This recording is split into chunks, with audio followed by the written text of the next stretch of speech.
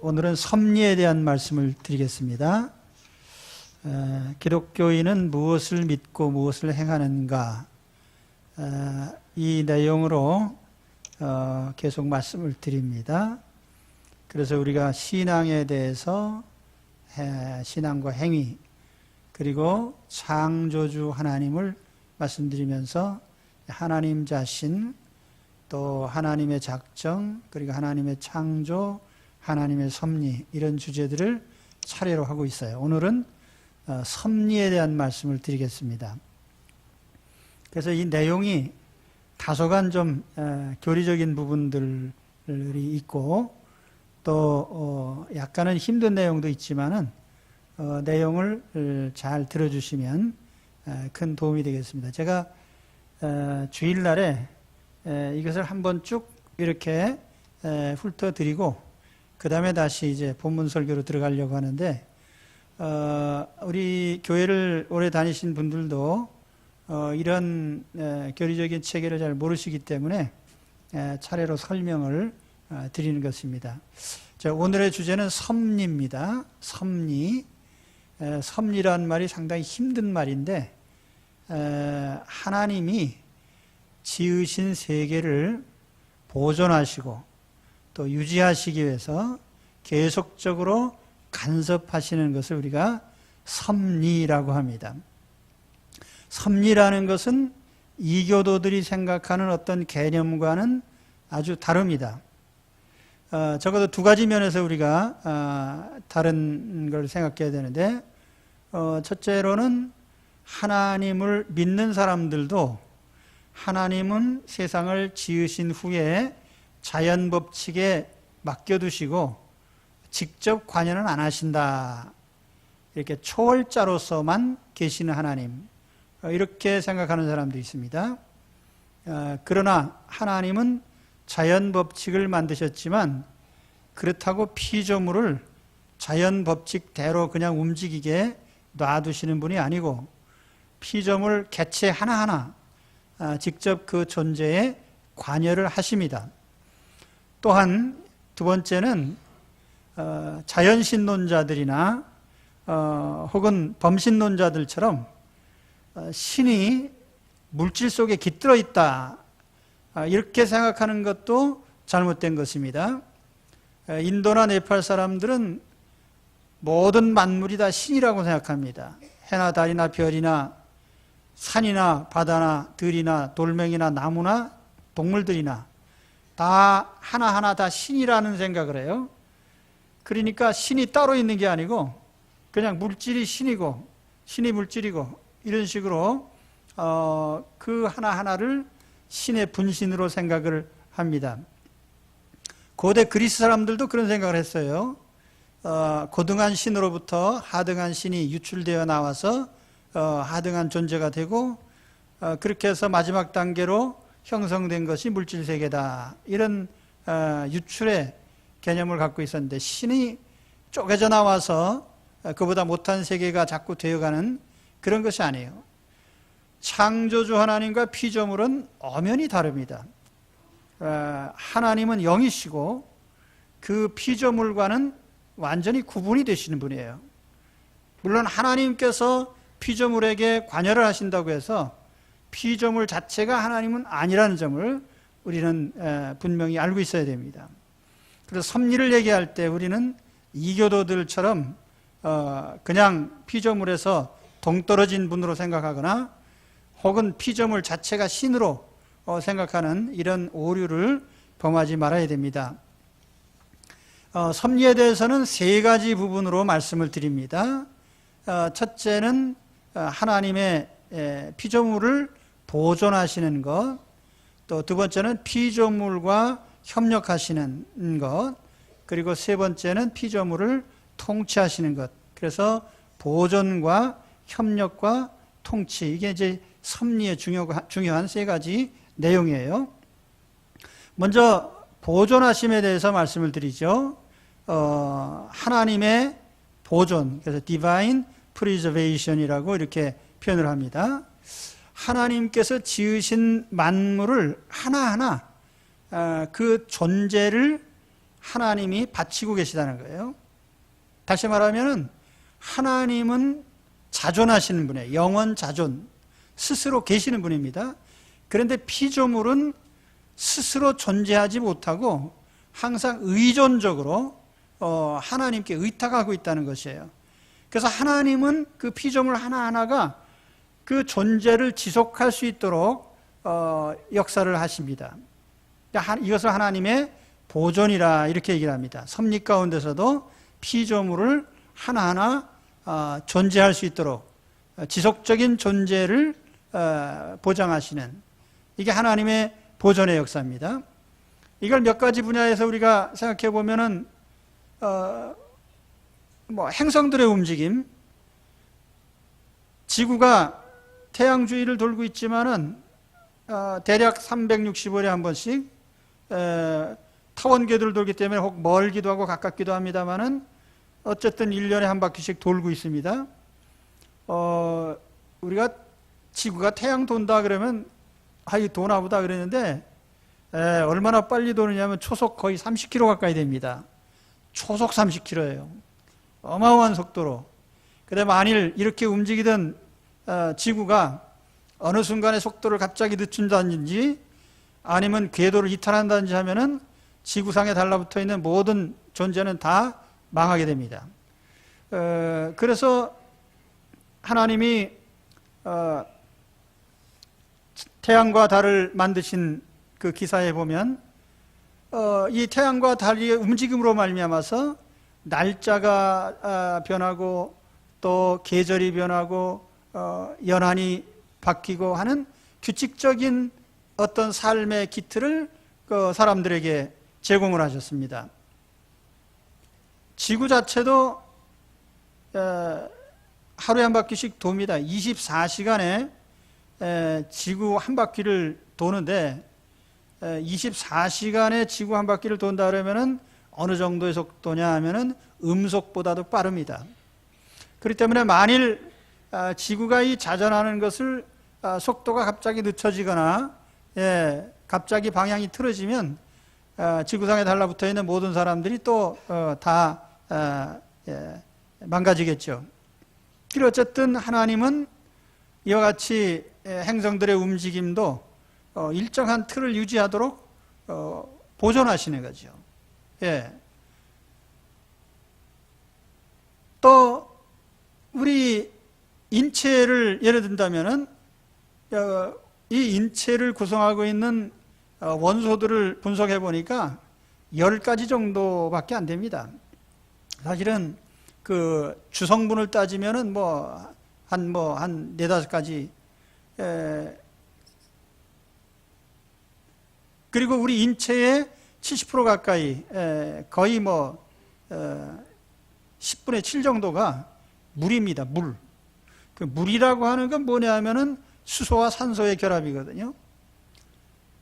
그래서 우리 인체의 각종 움직임에 개입을 합니다. 그 물이라고 하는 것이 여러 가지 특성이 있어요. 예를 들면 비열이 높단 말이에요. 열을 가해줘서 이제 온도를 높일 때 이 물이라고 하는 것은 상당히 열을 많이 가해줘야 높아집니다. 바꿔 얘기하면은 온도 변화에 상당히 둔감하다는 것이죠. 그렇기 때문에 사실은 인체가 일정한 체온을 유지하고 정원동물이 될 수 있는 것이고, 또 우리 인체의 그 물이라고 하는 것이 용매 역할을 해서 어떤 물과 결합했을 때 그걸 녹이고 분해하고 흡수하고 하는 이런 작용에 개입을 한단 말이에요. 그런데 만일 우리 인체에 이런 물이 다 빠져나가면 어떻게 되느냐? 그럼 우리 몸은 70%가 날아갈 겁니다. 우리 몸의 뼈를 구성하고 있는 그 원소들 또는 우리 몸의 어떤 지체들을 장기나 여러 부분을 구성하고 있는 이 물질들이 다 분해돼 버린다면 어떻게 되느냐? 그러면 인체는 그냥 사라지겠죠. 사실 우리 몸이라는 게 대단하거든요. 사람이 빨리 달리면은 시속 40km 정도 나온다 그래요. 100kg 넘는 바벨을 들어 올릴 수 있습니다. 또 그런가 하면은 사람의 눈이 이 시야각이 아주 넓어서 거의 180도, 200도 넘는 각도까지도 감지할 수 있는 놀라운 그런 능력이 있어요. 사람의 두뇌가 연산하는 것, 우리 예전에 주산을 했습니다마는 계산기 자판 두들기는 것보다 머릿속으로 암산하는 속도가 더 빠릅니다. 근데 인간이 이렇게 놀라운 기능과 능력을 가지고 있는데 이것이 다 몇 개의 원소의 결합체로서 그 우리 인체가 이렇게 작용을 한단 말이에요. 그런데 만일 이것이 다 그냥 원소 상태로 돌아가면 어떻게 되겠습니까? 그냥 우리 인체는 해체돼 버리고 존재할 수 없을 것입니다. 그런데 하나님께서 각 개체들을 지속적으로 존재할 수 있도록 붙들어 주시는 거예요. 이걸 우리가 하나님의 섭리 가운데 보존이라고 합니다. 그러니까 하나님의 보존하심이 없으면 모든 존재들은 사실은 존재 자체가 불가능한 거예요.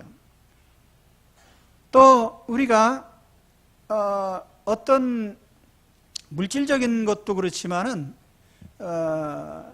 우리의 특성들도 그래요. 제가 청소년기에 언젠가 한동안 이런 생각을 한 적이 있습니다. 나라는 존재가 과연 그 어렸을 때 내 자신인가? 어제 저녁에 잠자리에 들었던 내가 아침에 일어났을 때 그 나하고 같은 사람인가? 이런 생각을 좀 했어요. 아주 쓸데없는 생각이지만 그런 생각 혹시 하셨습니까?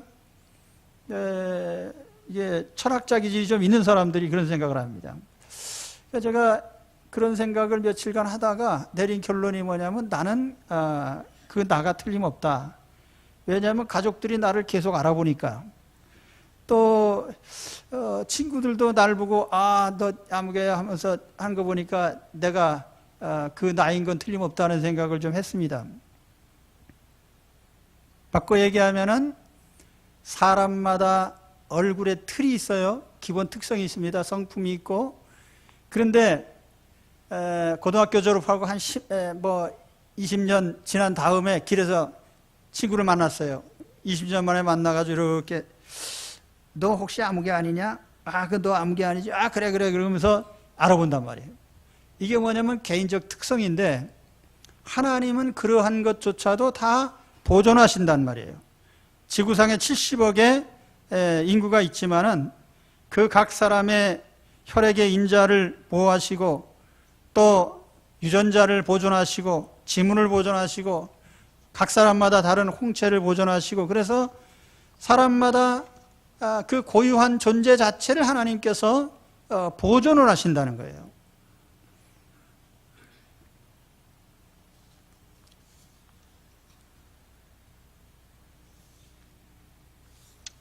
오직 주는 여호와시라. 하늘과 하늘들의 하늘과 일월성신과 땅과 땅 위의 만물 바다와 그 가운데 모든 것을 지으시고 다 보존하시오니 보존을 하신다고 해요. 우리가 그를 힘입어 살며 기동하며 존재하느니라. 존재 자체예요. 사실 나라는 인생이 존재하는 것은 하나님께서 계속 존재하게 하시기 때문에 존재하는 겁니다.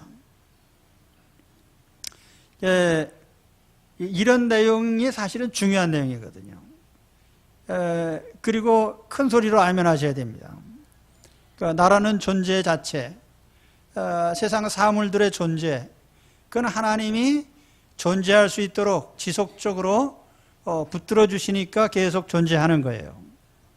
그렇지 않으면 다 무너지면은 하루아침에 다 분해되어서 원소들로 돌아갈 겁니다.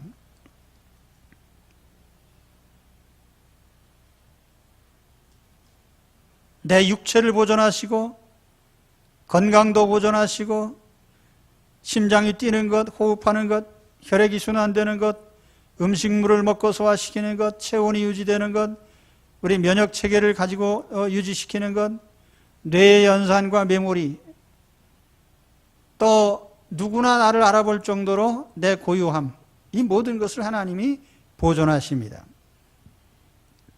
두 번째는 피조물과의 협력이죠. 이 협력이라는 얘기를 할 때 우리가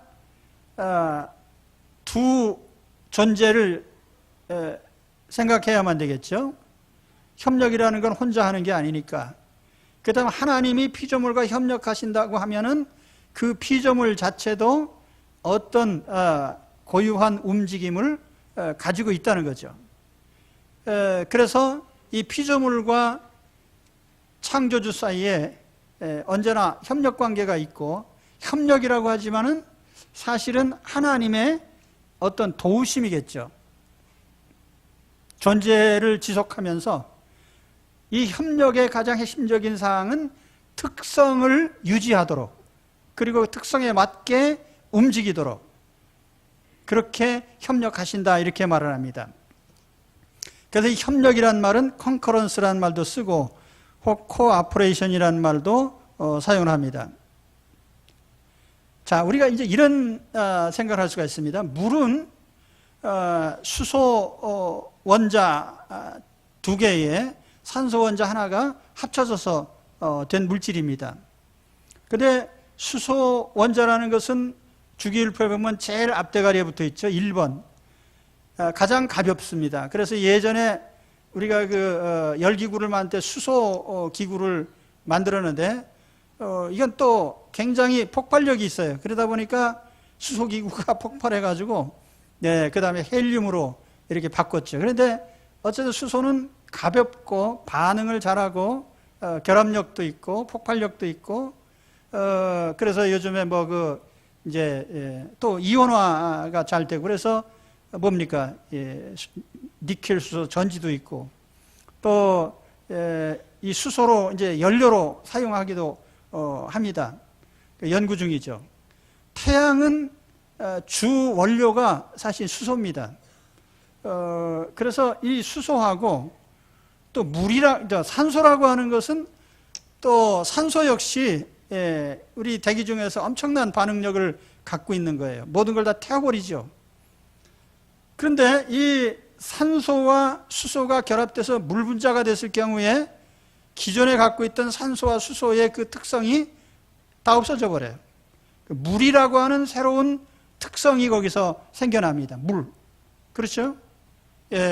지표의 대부분 70% 이상을 덮고 있는 이 물. 그죠? 바닷물.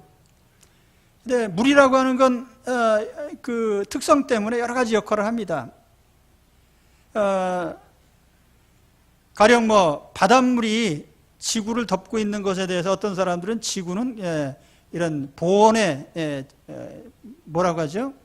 옷을 입고 있다.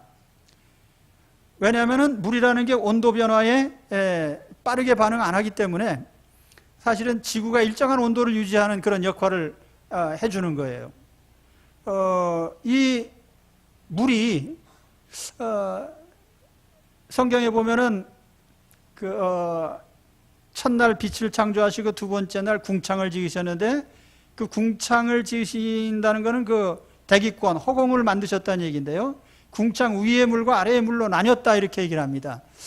자연과학자들이 생각하는 바다 형성의 과정을 추측한 것을 보면 그래요. 초기에 지구가 뜨거운 수증기로 덮여 있다가 식어지면서 이제 물이 응결이 돼가지고 내려와서 지표를 덮은 바닷물이 됐다. 어쨌든 우리가 그 수소라고 하는 것과 산소가 합쳐서 물이 됐는데 그 물은 전혀 성질이 다른 또 물질이란 말이에요. 그런데 나중에 그러면 수소와 산소가 완전히 없어졌느냐? 그건 아니에요. 다시 물을 분해하면은 수소와 산소로 또 나뉘어집니다.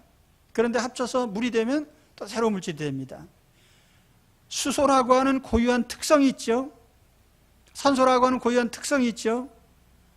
그것이 합쳐지는 작용을 할 때 하나님께서 거기에 어떤 역할을 하신단 말이에요. 그것이 움직이는 그 과정에 아마 화학 실험실에서 보면 수많은 물질들이 합성이 될 겁니다. 그 과정에 하나님의 이러한 협력하시는 역사가 지속적으로 일어난다는 거예요. 자, 무생물 얘기를 했지만은 이제 생물 얘기를 좀 하겠습니다. 예를 들면 참새 한 마리가 있는데 우리는 참새가 제멋대로 산다고 생각을 해요. 뭐 공중을 날아다니든지 모이를 쪼아먹든지 벌레를 잡아먹든지 어디에 둥지를 틀든지 그건 참새맘이다.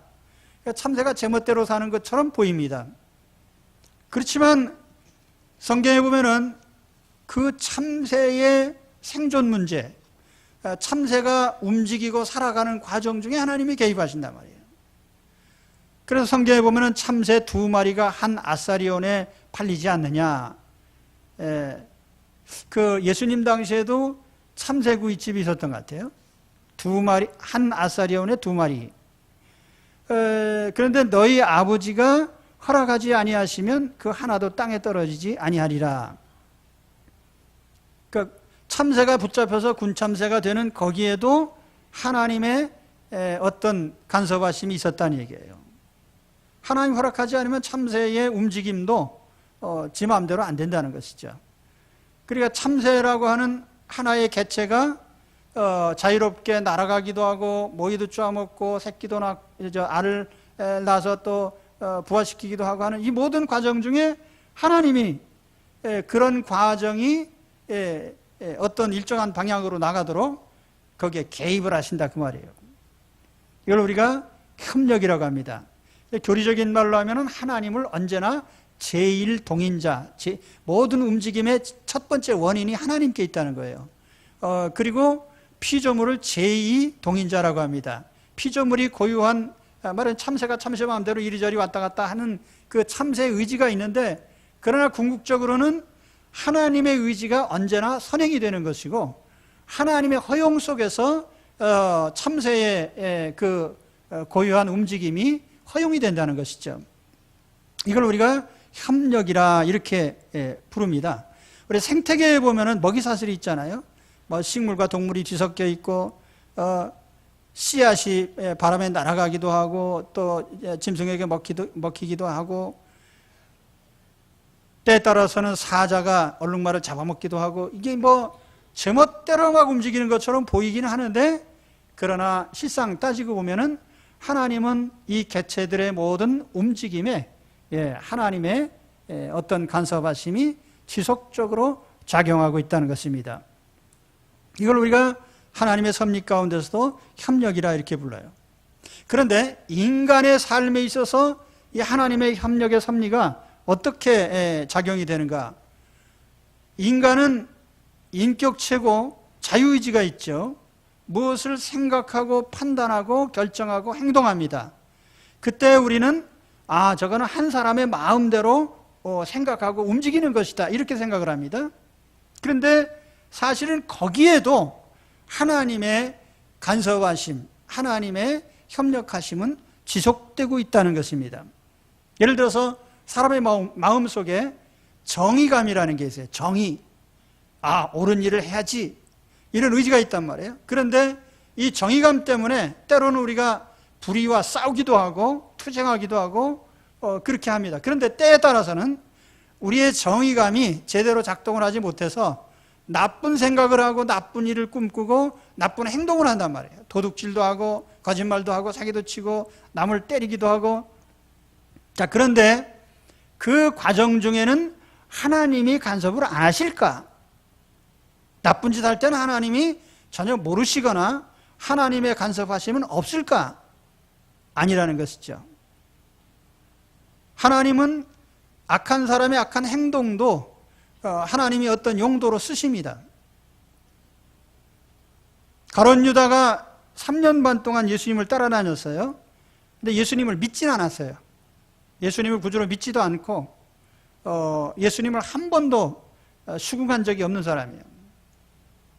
그는 오직 이스라엘의 독립과 예수를 정치 지도자로 세우려고 하는 그런 뜻으로 계속 따라다니다가 예수 그리스도가 그런 정치적인 뜻이 없음을 알고 예수님을 팔아먹은 거예요.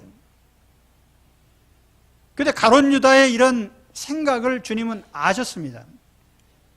그리고 가룟 유다가 예수님을 은삼십냥에 팔아서 그 결과로 예수님은 십자가에 못 박혀 돌아가셨어요. 큰 틀에서 보면은 하나님의 구원 역사, 죄인들을 위해서 속죄하시는 그리스도의 죽음에 가룟 유다가 나쁜 역할을 하게 된 것이지만 가룟 유다의 그 역할이 사용이 된 것이죠. 우리가 이와 같이 선한 용도뿐 아니라 나쁜 용도로서 사용되는 것. 제가 이런 얘기할 때 이제 우리가 전제해야 되는 것은 하나님은 죄의 조성자도 아니시고 죄에 대한 어떤 책임을 지시는 분이 아니에요. 왜냐하면 하나님은 아담으로 하여금 죄를 충분히 짓지 않을 수 있도록 그의 자유의지의 능력을 주신 것입니다. 또 우리가 어떤 행동을 할 때에 그 행동의 책임의 소재는 본인에게 있는 것이죠. 하나님이 일부러 나쁘게 만드셨다는 취지로 말씀드리는 게 아니에요. 인간의 그 악한 본성이 어느 모로 쓰일 수도 있지만 하나님은 그것을 좋은 용도로 쓰시기도 하시고 그것이 악한 일에 쓰이기도 하신다 그 말이에요. 가령 요셉은 형들이 배반하는 바람에 17살의 종으로 팔렸습니다. 애굽에 팔려가서 13년 동안 죽을 고생을 했죠. 그래 마침내 총리가 됐어요. 그런데 그 요셉이 형들에게 배반당한 그 행위가 작게 보면은 형들이 고약한 심복이기 때문에 동생을 노예로 팔아먹었다 이렇게 끝날 수도 있지만 더 큰 틀에서 보니까 성경에는 그 형들이 요셉을 시기하고 팔아먹는 바람에 요셉이 자기 아버지 집안 전체를 애굽으로 이민 가도록 만든 역할을 했어요. 그래서 그로 말미암아 고센이라는 곳에 가서 큰 민족을 이루게 하시고 마침내는 거대한 민족이 되어서 출애굽을 하게 되는, 말하자면 하나님의 구원 프로젝트가 그로 말미암아 이루어지게 된 것입니다. 결국 요셉의 형들이 한 행위가 악한 행위이긴 하지만 그 역시 하나님의 섭리 속에서 쓰여지고 있다는 것입니다. 그래서 창세기 45장 5절에 보면은 당신들이 나를 이곳에 팔았다고 해서 근심하지 마소서, 한탄하지 마소서, 하나님의 생명을 구원하시려고 나를 당신들보다 먼저 보내셨나이다. 창세기 50장 20절에 보면 당신들은 나를 해하려 하였으나 하나님은 그것을 선으로 바꾸사 오늘과 같이 많은 백성의 생명을 구원하게 하시려 하셨나니. 그러니까 하나님은 그 악한 마음이나 행동까지도 하나님의 이런 간섭하심의 틀 속에 있다는 것입니다. 그래서 선한 생각을 하든 악한 생각을 하든 거기에 하나님의 어떤 작용은 계속 이어지는 것이죠. 자, 이 하나님의 이러한 개체의 특성을 보존하면서 어떤 목적을 위해서 움직이도록 그렇게 하시는 이 하나님의 협력적인 역사가 오늘 내 인생에도 계속 적용이 됩니다. 나는 그런 생각을 해요. 생각하는 거야 내 자유지. 마음에서 생각하는 것을 누가 알겠나? 내가 나쁜 마음을 품든 좋은 마음을 품든 그걸 누가 알겠나 하는 생각을 하지만은 하나님은 다 알고 계신단 말이에요. 하나님은 알고 계시고 보고 계시고, 그래서 때로는 나의 선한 판단과 행동을 쓰시기도 하시고, 때로는 악한 행위를 통해서도 하나님은 하나님의 뜻을 이루신단 말이에요. 그럼 기왕이면 어떻게 돼야 되겠습니까? 선한 용도로 쓰셔야 되죠. 하나님의 섭리 밖에서 존재하는 것은 아무것도 없습니다. 비록 자유의지를 가진 인간이 무엇을 생각하고 판단하고 결정한다 할지라도 하나님은 그 개인의 삶에 분명히 개입하시고 그 과정을 아시고 그것을 또 사용하십니다. 그러니까 지구상에 70억의 사람이 살고 있지만 한 개체 한 개체가 다 하나님의 섭리 속에서 존재합니다. 참새 한 마리의 운명을 하나님 붙잡고 계시다면 인간의 운명에는 더욱 말할 것도 없습니다. 그렇기 때문에 아무도 모르네, 내 마음속의 생각을 누가 알까 하면서 함부로 생각하지 마십시오. 그래서 성경에 보면 그렇잖아요.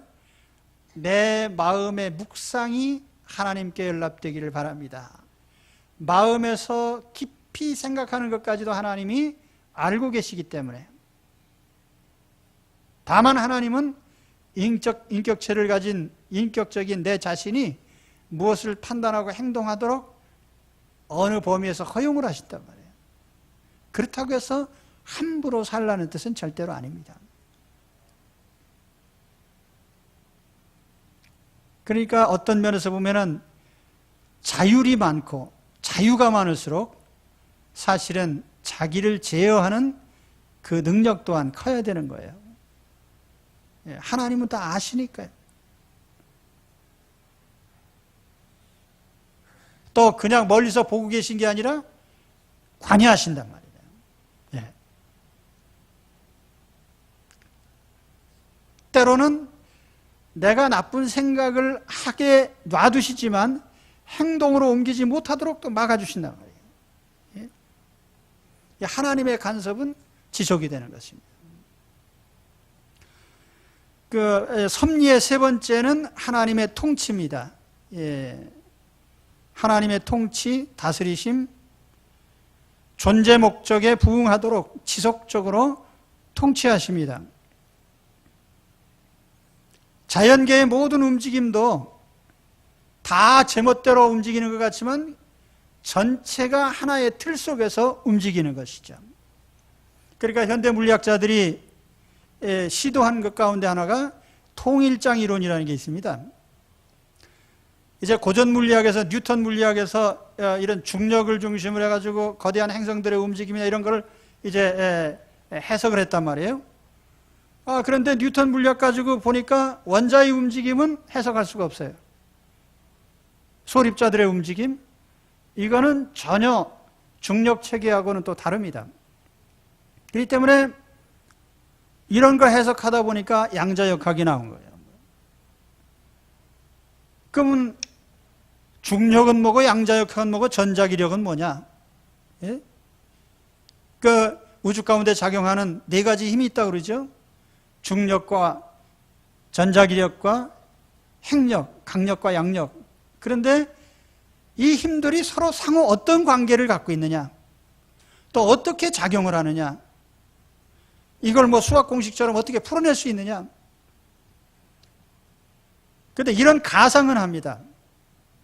우주는 분석적으로 보니까 뭐 이런 법칙도 있고 저런 법칙도 있고 막 서로 상충되는 것 같기도 하고 막 그런데 어떻게 보니까 우주는 한 덩어리인 것 같다. 그래서 예를 들면 빛의 속도로 10만 년 걸려서 가는 저 은하계 끝에 있는 어떤 행성과 지구 사이에 어떤 관계성이 있겠느냐? 너무나 멀리 떨어져 있기 때문에 그러면 아무 피차 상호작용을 하지 않는가? 근데 이런 가상도 하는 거야. 상호작용을 동시적으로 할 수도 있겠다.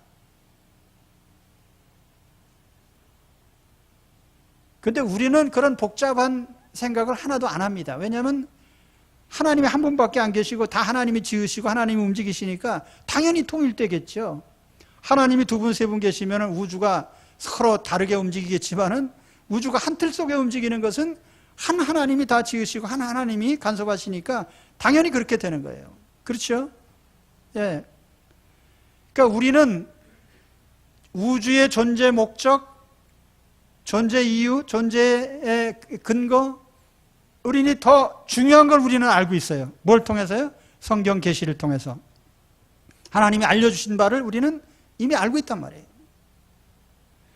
근데 자연과학자들은 역순으로 이제 사물을 연구하면서 뭔가 찾아 들어가는 거예요.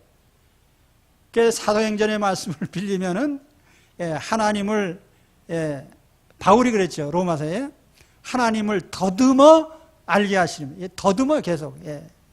그러니까 과학으로 더듬어서 하나님을 찾는 것은 거의 불가능합니다.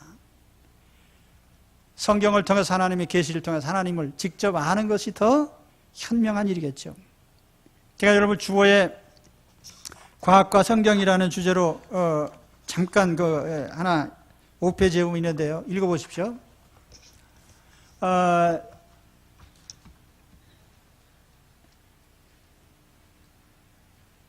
우리가 이 세상을 관찰하고 분석하고 자연과학이라는 어떤 학문의 분야를 이렇게 만들어갑니다. 그런데 그건 인간이 이성으로 연구하고 더듬어서 어느 부분까지 작은 부분을 알 수는 있죠.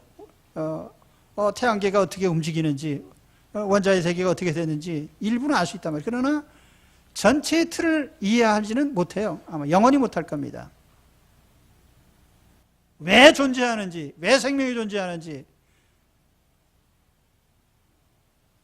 이것이 어떤 목적을 갖고 있는지,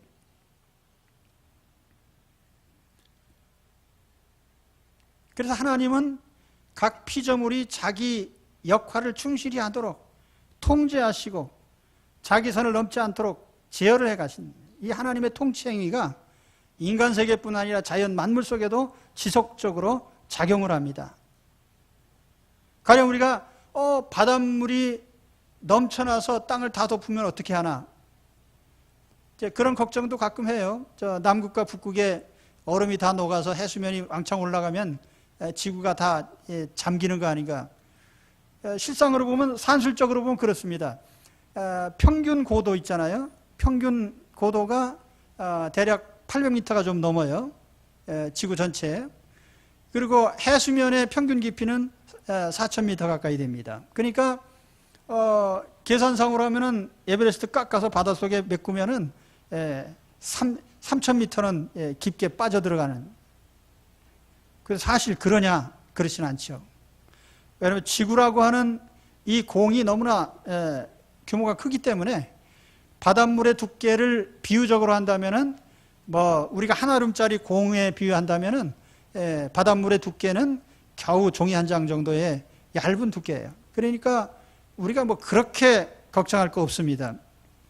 하나님께서 성경에 보면은 바닷물을 명해서 너는 선을 넘지 말라, 그렇게 명하셨다고 합니다. 주께서 꾸짖으시니 물은 도망하며 주의 우레소리로 말미암아 빨리 가며 주께서 그들을 위하여 정하여 주신 곳으로 흘러갔고 산은 오르고 골짜기는 내려갔나이다. 주께서 물의 경계를 정하여 넘치지 못하게 하시며 다시 돌아와 땅을 덮지 못하게 하셨나이다. 겨울이 아무리 추워도 봄은 오고요, 여름이 아무리 더워도 가을이 옵니다. 서울 시민들이 쓰레기 갖다 쌓아서 난지도를 만들었는데 그 난지도의 쓰레기산이 하나님께서 생명체가 솟아나게 하셔서 공원이 되게 만드셨습니다. 아마 인간의 행위대로 한다면 영원히 쓰레기 더미로 남겠죠. 그러나 하나님께서는 그곳에 각양의 작용을 하셔서요, 그곳에 생명체가 덮이게 하셨습니다. 하나님은 각 개인의 삶이 하나님의 목적에 부응하도록 그렇게 계속해서 간섭해 가십니다. 개인뿐 아니라 한 국가도 마찬가지예요. 요즘 IS라고 하는 그 이슬람 국가라고 하는 테러 단체가 전 세계적으로 아주 골칫거리입니다. 알카에다의 한 하부 조직에서부터 발전을 해서 이제는 가장 부유하고 돈 많은 테러 집단으로 변했는데요. 그들이 추구하려고 하는 것은 그 IS라고 하는 것처럼 이슬람 스테이트의 약자입니다. 이슬람 국가를 세우겠다. 취지는 좋으나 과연 되겠는가? 나라가 세워지고 망하는 것은 사람이 하는 것이 아니고 결국은 하나님이 결정하시고 집행하시는 일이기 때문이에요. 한 나라가 세워지고 망하는, 한 인생이 세워지고 망하는 것, 한 가문이 세워지고 망하는 것. 여호와께서 집을 세우지 아니하시면 세우는 자의 수고가 헛되고 여호와께서 성을 지키지 아니하시면 파수꾼의 깨어있음이 헛되도다. 성을 지키는 것, 다시 말하면 나라를 세우는 것, 하나님이 하시는 일이에요. 또 한 가문을 세우는 거 하나님 하신 일이에요. 그렇기 때문에 우리는 이 하나님의 지속적인 이와 같은 통치하심, 사람들이 마음대로 결정을 해서 대한민국 국회가 뭘 결정했다고 합시다. 그렇다고 해서 그것이 그대로 다 이루어지겠습니까? 하나님이 허락하지 않는 것은 이루어지지 않습니다. 그것이 개인의 삶이 됐든 국가적인 과제가 됐든 마찬가지예요. 우리가 통일하고 싶지 않아서 안 됩니까? 인간 한계 밖에 있는 일이죠. 예. 나라를 세우고 나라를 무너뜨리는 모든 과정 중에 하나님은 개입하십니다. 그러니까 하나님은 지금도 자연계뿐 아니라 생태계뿐 아니라 인간의 모든 역사도 하나님께서 통치하고 계십니다. 그래서 지금 제가 섭리의 세 가지 부분을 말씀드렸어요. 하나님이 지으신 피조물을 보존하시는 것, 그 피조물 하나가 고유한 특성을 가지고 움직이도록 협력해 가시는 것, 그리고 그 피조물들이 전체적으로 하나님의 목적에 부합하게 움직이도록 그렇게 통치해 가시는 하나님의 통치에 대해서 말씀을 드렸습니다. 예, 앞으로 4분 동안에 한 가지 더 해야 되겠습니다. 하나님의 비상섭리라는 거 하나만 더 말씀드리죠. 비상섭리, 예, 비상이란 말이 들어가면, 예, 그거는 어떤 급한 일이 있어서 통상이 아닌 어떤 방법을 쓰신단 말이에요. 사실 통상법칙이라고 하면 자연법칙이죠. 자연계를 움직일 때 하나님은 자연법칙을 통해서 역사하십니다. 비상이라는 말은 자연법칙을 뛰어넘어서 뭔가 하나님이 일을 하신다는 얘기예요. 예를 들면, 자, 우리가 물에 들어가면 빠지는 게 정상인데 예수님은 물 위로 걸어오셨어요. 이 비상한 일이죠. 이런 걸 우리가 기적이라고 합니다. 비상섭리를 다른 말로 바꾸면 기적이라고 하는 거예요. 그렇죠. 여리고성이 군사적인 전략을 통해서 그걸 공격을 해야 무너질 텐데 행진만 하고 소리 질렀더니 그냥 무너졌다. 이게 뭐예요? 비상섭리죠. 예수님께서 풍랑에게 풍랑 위로, 예, 잔잔하라 그랬더니 또 잔잔해지고. 이거 뭐예요? 비상섭리죠. 그러나 비상이라고 했다고 해서 하나님 능력 밖의 일이 아니고 하나님 안에서 보면은 섭리예요. 그것도 그냥, 예, 뭐 비상이란 말이 붙었을 뿐이지 하나님의 섭리의 한 부분이에요. 사실은 우리가 인생 살아가는 데 있어서 자연법칙도 하나님 손에 있고 자연법칙을 뛰어넘는 기적도 하나님 손에 있어요. 그렇기 때문에 우리는 궁극적으로 보면은 섭리의 신자들이 돼야 됩니다. 섭리의 신자. 그래서 가끔가다 우리 기독교 신자들 가운데 보면은 좀 뭔가 잘못 알고 믿는 분들이 계셔요. 하나님 기적을 보여주옵소서 하면서 밤낮 기적 보여달라고 했는데, 기적이 밤낮 일어나면 그것은 통상이지 그게 무슨 기적이에요. 비상섭리인데. 그럼 인생을 밤낮 비상시처럼 살아야 됩니까? 기적 또한 하나님 섭리예요. 그 예전에 우리가 그런 신자들이 종종 있었어요. 하나님, 나 병원에 안 가고 좀 낫게 해주세요. 그래야 하나님이 계신 걸 난 믿겠습니다.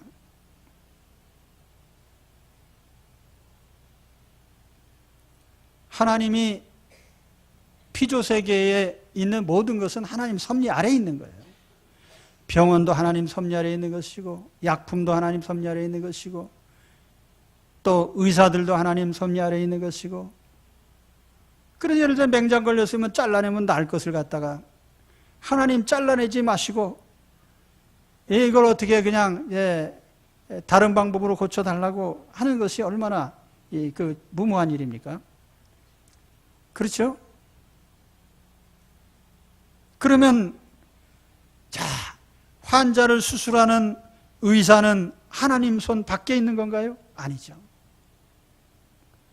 또 우리가 먹는 약은 그럼 하나님 손 밖에 있는 거 아닙니다. 다 하나님이 간섭하시는 거예요. 나는 인간 세계에 병원을 주시고 치료 방법을 주시고 또 약품을 주시고 이 하나님 섭리에 감사를 드립니다. 그렇죠? 얼마나 감사한지 몰라요. 저도 이제 쓸개에 빠진 사람이죠. 왜냐하면 쓸개가 없기 때문에. 근데 그 수술을 할 때 보니까 보지 못해서 난 그냥 의식이 없었으니까. 나중에 보니까 이렇게 배에 구멍이 몇 개 이렇게 뚫린 자죽이 있는데 요즘에는 다 그렇게 의술이 발전을 했어요. 참 하나님께서 이렇게 사람에게 치료받을 수 있는 길을 열어주신 게 얼마나 감사한 일이에요. 그렇죠? 그러니까 하나님의 섭리가 자연 법칙을 통해서든 또 비상섭리를 통해서든 끊임없이 우리 피조물 속에 작용하고 있어요. 그러니까 하나님 섭리 밖에서는 단 하나도, 참새 한 마리도 존재할 수 없습니다. 그러면 우리는 하나님 섭리를 의존하는 또 섭리를 따라가는 그런 신자들이 되시기를 축원합니다. 하나님의 섭리가 내 인생을 이제는 아셨겠습니다. 나는 하나님의 눈 밖에서는 1초도 존재할 수 없구나.